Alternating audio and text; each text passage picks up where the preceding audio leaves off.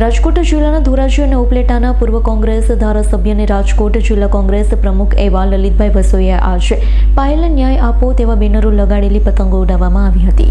આજરોજ મકર સંક્રાંતિ હોય ત્યારે ધોરાજી ઉપલેટાના પૂર્વ કોંગ્રેસ ધારાસભ્ય વસોએ તમામ ગુજરાતીઓને મકર સંક્રાંતિની શુભકામનાઓ પાઠવી પતંગમાં પાયલને ન્યાય આપો તેવા લખાયેલા પતંગો આજરોજ ઉડાડવામાં આવી છે। જ્યાં સુધી પાયલને ન્યાય નહીં મળે ત્યાં સુધી આ લડત ચાલુ રહેશે તેવું જણાવ્યું છે। 3 કોન્સ્ટેબલને સસ્પેન્ડ કરવામાં આવ્યા છે। સંદર્ભે લલિતભાઈએ એવું જણાવ્યું છે કે ઉપરી અધિકારીઓને બચાવવા માટેનો પ્રયાસ કરી રહ્યા છે।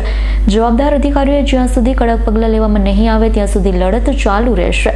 વધુમાં જણાવ્યું છે સૌરાષ્ટ્ર ગુજરાત કે ધોરાજી અને ઉપલેટામાં ખનીજ માફિયાઓ બેફામ બન્યા તેના પર લગામ કશું જોઈએ સરકારે તેવી માંગ લલિતભાઈ વસોએ કરી હતી।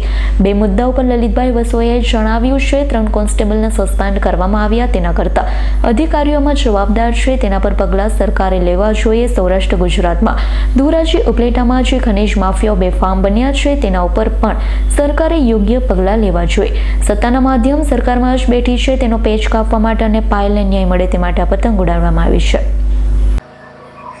આજે મકર સંક્રાંતિના પાવન દિવસે સૌ ગુજરાતી ભાઈ બહેનોને હું મકર સંક્રાંતિની શુભકામનાઓ પાઠવું છું। આજે ધોરાજી મુકામે અમે સૌએ સાથે મળીને પાયલને ન્યાય આપોના બેનર સાથેની પતંગો હવામાં ઉડાડી છે। એ એટલા માટે ઉડાડી છે કે ગુજરાતની અંદર ભારતીય જનતા પાર્ટીના શાસકો સત્તાના મદની અંદર હવામાં ઉડી રહ્યા છે। એના સુધી પાયલને ન્યાય આપવાનો લોક માગણીની વાત એમના સુધી પહોંચે એટલા માટે અમે આ પતંગ ઉડાવી છે। ગ્રાઉન્ડ લેવલ ઉપર અનેક આંદોલનો થયા, અનેક સામાજિક આગેવાનો, રાજકીય આગેવાનોએ માગણી કરી, છતાં સરકાર કોઈ પગલાં લેતી નથી। એટલે ના છૂટકે અમે હવામાં પાયલને ન્યાય આપોના પતંગો ઉડાડ્યા છે। અમારી મુખ્ય માગણી એ છે કે 3 નાના પોલીસ કર્મચારીઓને સસ્પેન્ડ કરવાને બદલે એમને જે હુકમ કરનાર પીએસઆઈ, પીઆઈ, એસપી કક્ષાની જે વ્યક્તિઓ પોલીસ અધિકારીઓ છે એમની સામે પણ પગલાં લેવા જોઈએ। ધોરાજી ઉપલેટા જ નહીં, સમગ્ર સૌરાષ્ટ્ર અને ગુજરાતની અંદર ખનીજ માફિયાઓ બેફામ બન્યા છે।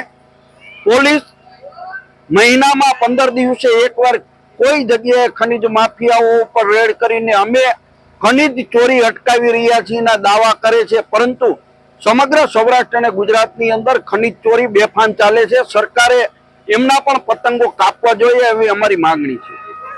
Bureau report S9 news Dhoraji. અમારી તમામ માહિતીથી અપડેટ રહેવા માટે જોડાયેલા રહો S9 ન્યૂઝ સાથે।